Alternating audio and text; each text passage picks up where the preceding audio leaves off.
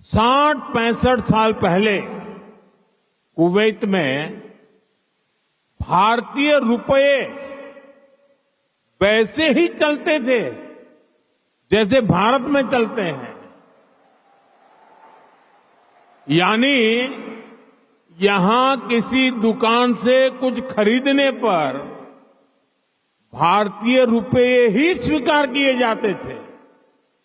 तब भारतीय करेंसी की जो शब्दावली थी, जैसे रुपया, पैसा, आना, ये भी कुवैत के लोगों के लिए बहुत ही सामान्य था। साथियों, भारत दुनिया के उन पहले देशों में से एक है जिसने कुवैत की स्वतंत्रता के बाद उसे मान्यता दी थी।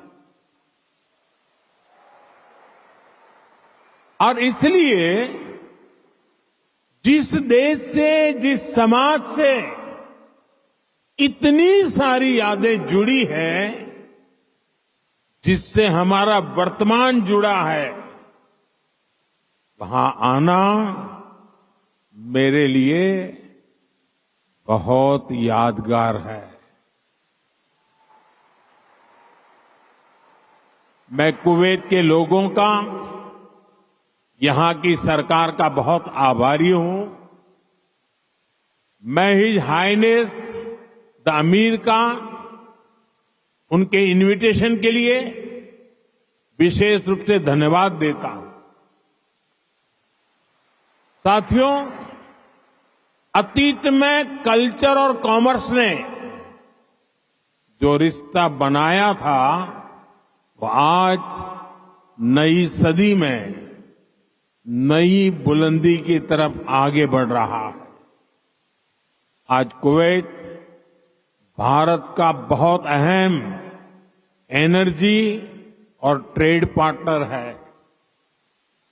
कुवैत की कंपनियों के लिए भी भारत एक बड़ा इन्वेस्टमेंट डेस्टिनेशन है।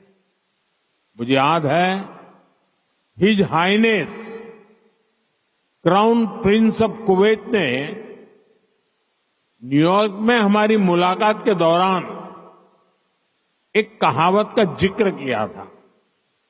उन्होंने कहा था, "When you are in need, India is your destination."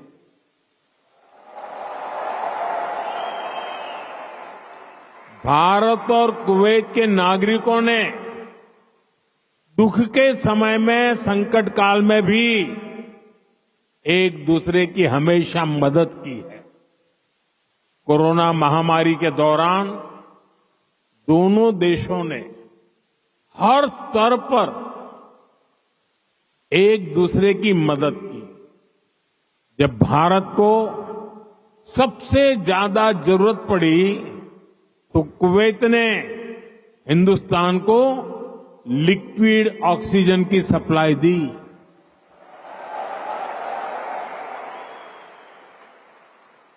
His highness the crown prince ने खुद आगे आकर सबको तेजी से काम करने के लिए प्रेरित किया।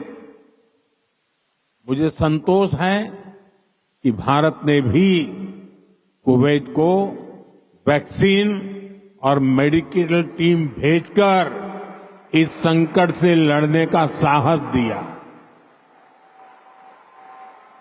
भारत ने अपने पोर्ट्स खुले रखे ताकि कुवैत और इसके आसपास के क्षेत्रों में खाने पीने की चीजों का कोई अभाव ना हो। अभी इसी साल जून में यहां कुवैत में कितना हृदय विदारक हादसा हुआ। मंगब में जो अग्निकांड हुआ, उसमें अनेक भारतीय लोगों ने अपना जीवन खोया। मुझे जब ये खबर मिली तो बहुत चिंता हुई थी, लेकिन उस समय कुवैत सरकार ने जिस तरह का सहयोग किया, वो एक भाई ही कर सकता है। मैं कुवैत के इस जज्बे को सलाम करूंगा। साथियों, हर सुख दुख में साथ रहने की ये परंपरा हमारे आपसी रिश्ते, आपसी भरोसे की बुनियाद है।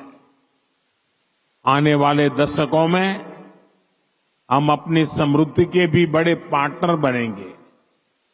हमारे लक्ष्य भी बहुत अलग नहीं है। कुवैत के लोग न्यू कुवैत के निर्माण में जुटे हैं। भारत के लोग भी साल 2047 तक देश को एक डेवलप्ड नेशन बनाने में जुटे हैं। कुवैत ट्रेड और इनोवेशन के जरिए एक डायनेमिक इकोनॉमी बनना चाहता है। भारत भी आज इनोवेशन पर बल दे रहा है, अपनी इकोनॉमी को लगातार मजबूत कर रहा है। ये दोनों लक्ष्य एक दूसरे को सपोर्ट करने वाले हैं। न्यू कुवैत के निर्माण के लिए जो इनोवेशन, जो स्किल, जो टेक्नोलॉजी, जो मैन पावर चाहिए, वो भारत के पास है।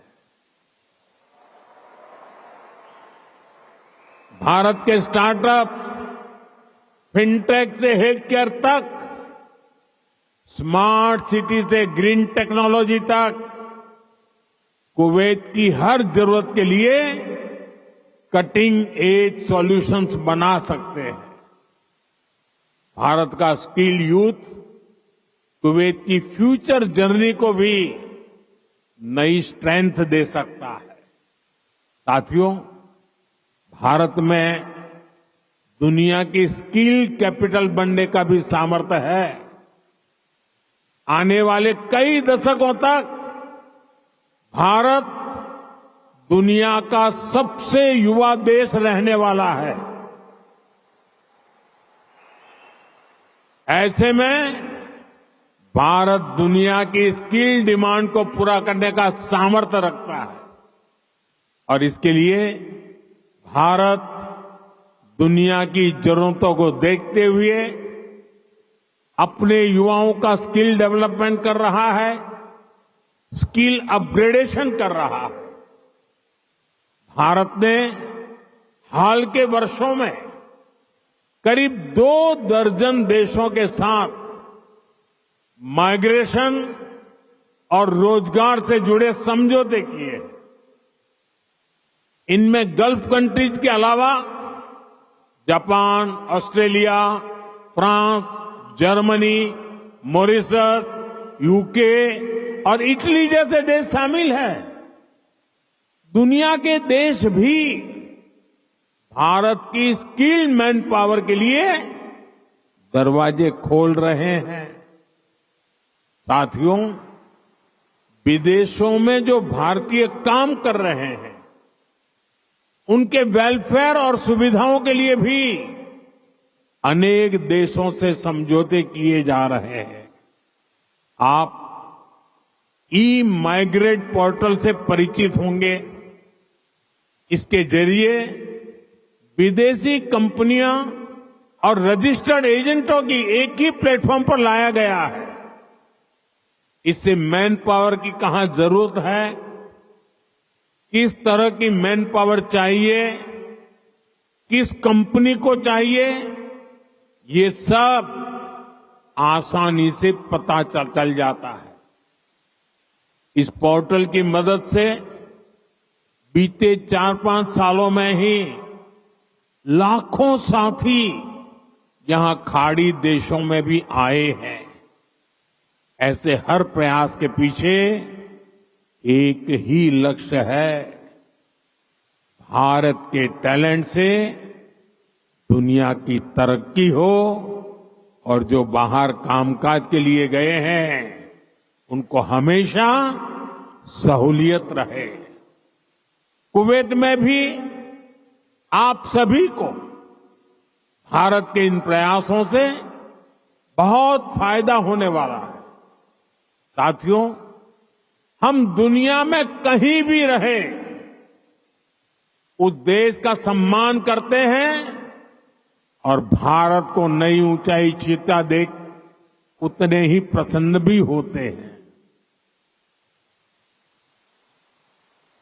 आप सभी भारत से यहां आए, यहां रहे, लेकिन भारतीयता को आपने अपने दिल में संजो कर रखा है। अब आप मुझे बताइए, कौन भारतीय होगा जिसे मंगलायन की सफलता पर गर्व नहीं होगा?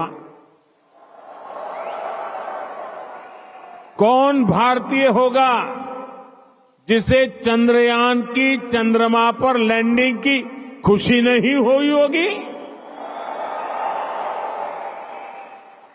मैं सही कह रहा हूं कि नहीं कह रहा हूं? आज का भारत एक नए मिजाज के साथ आगे बढ़ रहा है। आज भारत दुनिया की 5वीं सबसे बड़ी इकोनॉमी है।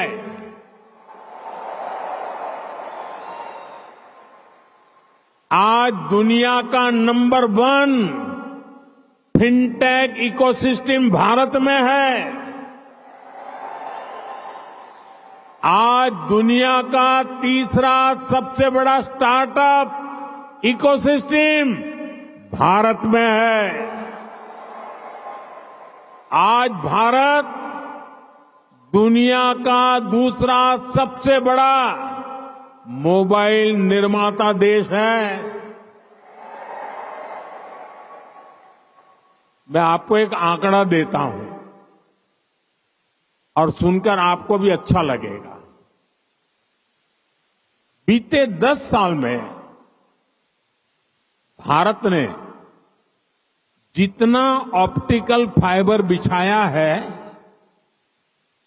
भारत में जितना ऑप्टिकल फाइबर बिछाया है, उसकी लंबाई वो धरती और चंद्रमा की दूरी से भी 8 गुना अधिक है।